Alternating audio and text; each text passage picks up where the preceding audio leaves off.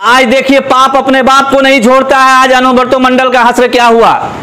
अनुब्रतो मंडल जिसके मर्जी के बगैर वहां एक पत्ता नहीं डोलता है। बीरभूम डिस्ट्रिक्ट में वहां 10 लोगों को जिंदा जलाया गया है। उन लोगों का आज देखिए, आज अनुब्रतो मंडल जो बोलता था कि टांग काट लेंगे, जो पुलिस को बोलता था कि मारेंगे, अपोजिशन के लोगों को वहां मिचिल मीटिंग करने वो नहीं देता था, आज वो सीबीआई के हिरासत में है। आज जो 4 लोगों को मारा गया है, जो बरईपुर में ये सोची समझी साजिश के तहत मारा गया है, इसे हम लोग छोड़ेंगे नहीं और बर्दाश्त नहीं किया जाएगा। ये मुसलमान को आवाज उठाने की जरूरत है। अगर मुसलमान आज आवाज नहीं उठाएंगे तो इसके बाद और कभी आवाज नहीं उठाएंगे वो, क्योंकि ममता बनर्जी ने मुसलमानों को बेवकूफ बनाया है।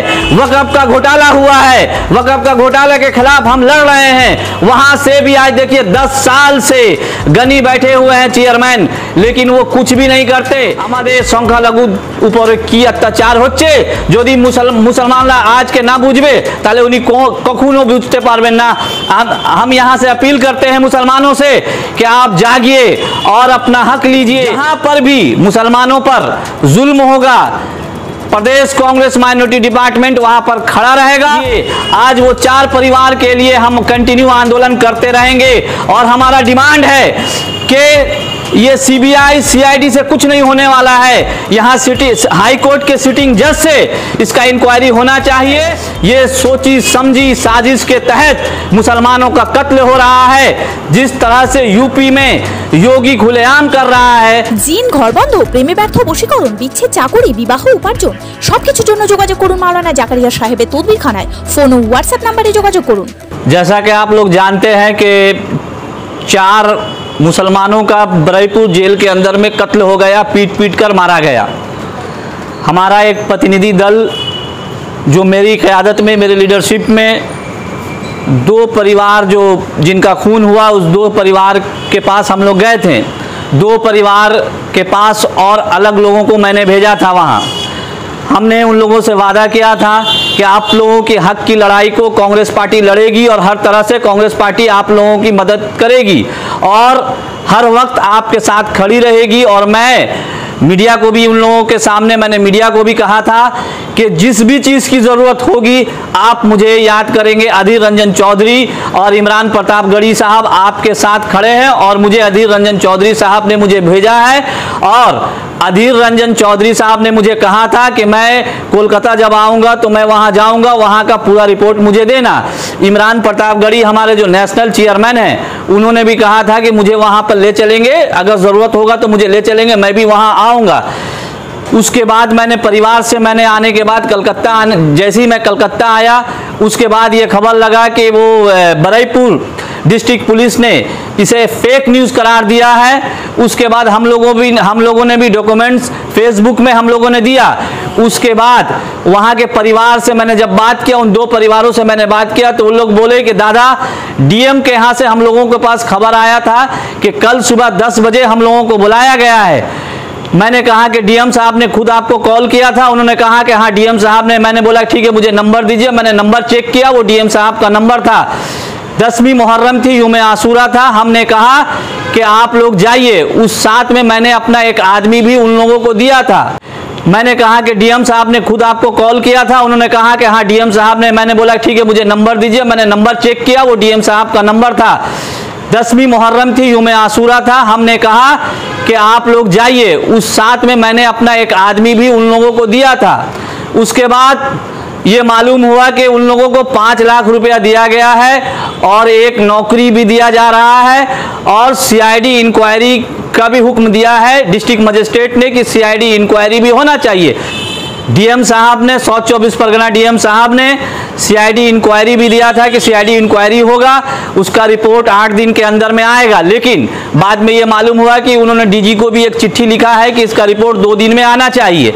मैं उनको थैंक यू बोलता हूं डीएम साहब को कि उन्होंने 5 लाख रुपया उस परिवार, उस मजलूम परिवार को दिया।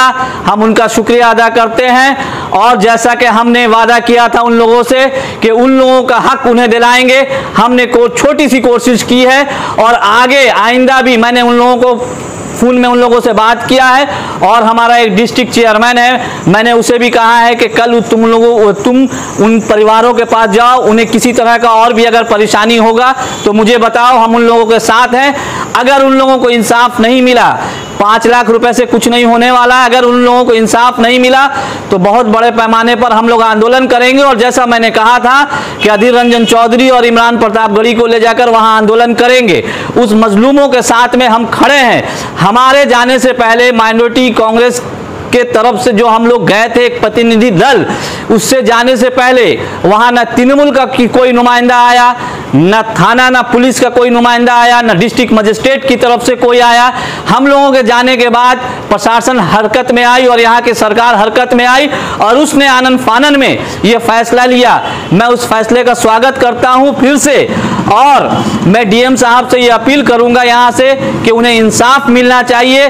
जो कातिल हैं, जिस तरह से इन्हें अरेस्ट किया गया, बरईपुर थाना ने अरेस्ट किया, मैं उस दिन भी कहा था कि फौरन वहां के ओसी को सस्पेंड करना चाहिए, क्योंकि सिविल ड्रेस में बिना यूनिफॉर्म के और बिना किसी नाम के उनको उस घर से बुलाकर ले जाया गया। मैं उस दिन भी गया था, वीडियो था, मैंने वीडियो मैं दूंगा। उस वीडियो में वहां पर पुलिस वाले खड़े थे, वो सब सिविल ड्रेस में खड़े थे, वो चप्पल पहन के खड़े थे। मैंने उन लोगों को कहा कि ये पुलिस है, ये मस्तान है, ये मुझे नहीं मालूम। तो ये बताइए कि एक प्रतिनिधि दल जो एसपी को खबर कर कर वहां जाता है, उसके बाद भी वहां देखता है कि हवाई चप्पल और प्लास्टिक के चप्पल में वहां एक पुलिस वाले लोग खड़े हैं, तो वो पुलिस है या गुंडा है या क्रिमिनल है, ये किसी को नहीं मालूम। दूसरी बात मैं बता देना चाहता हूं कि जहां पर भी मुसलमानों पर जुल्म होगा, प्रदेश कांग्रेस माइनॉरिटी डिपार्टमेंट वहां पर खड़ा रहेगा। और ये हम लोगों की छोटी सी कोशिश कामयाब हुई। और आप देख सकते हैं कि 2 केसों में सीबीआई इंक्वायरी लगी हुई है। 2 केसों में, एक जो रामपुर हाट में हुआ था, जिस 10 लोगों को, जिसमें बच्चे भी शामिल थे, जिंदा जला दिया गया था। दूसरा अनीस खान वाले मामले में, लेकिन दोनों का अभी कुछ भी नहीं हुआ। मैं सावधान करना चाहता हूं तृणमूल कांग्रेस के लोगों को कि पाप अपने बाप को नहीं छोड़ता है। आज अनुब्रतो मंडल को देखिए कि वो सीआईडी हिरासत में है। आज अदालत ने उसे फैसला दिया है कि 10 दिनों तक वो सीबीआई हिरासत में रहेगा। मैं आपके माध्यम से मैं फिर कहना चाहता हूं बंगाल के मुसलमानों को कि वो जाग जाएं और अपना हक के लिए लड़ें। हमें चॉइस करना होगा, हमें सोचना पड़ेगा कि हम किस रास्ते पे चले।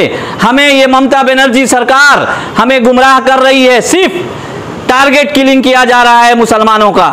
मैं बार बार कह रहा हूं कि ये टारगेट किलिंग है, ये सोची समझी साजिश के तहत मुसलमानों का कत्ल हो रहा है। जिस तरह से यूपी में योगी खुलेआम कर रहा है, यहां एक साजिश के तहत किया जा रहा है।